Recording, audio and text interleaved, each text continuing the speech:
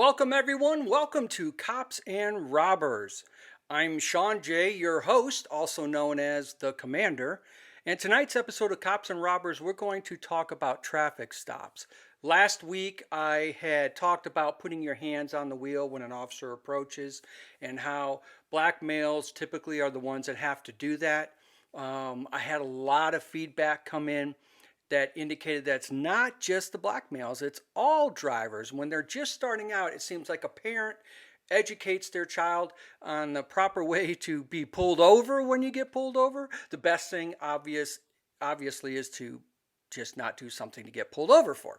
So pay attention to traffic laws, pay attention to your driving, things like that. But anyhow, I found out that a lot of people are taught put your hands on the wheel where they can be seen by the police officer that's approaching the vehicle. I didn't mean for it to be taken into that connotation that apparently it did. However, it inspired some great conversation. So this week, we're going to take it to the next level and let's talk about traffic stops. And we'll try and approach it from different angles, kind of like we did with the last episode. And we'll just move forward through the topic. If you do have a question or you do have a comment, make sure you comment below in the comment section and let me know some of the questions you have, and we'll take it from there.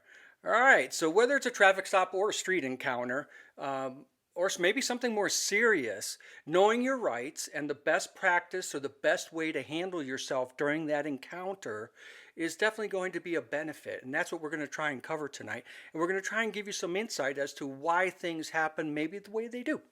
But that's what we'll talk about tonight.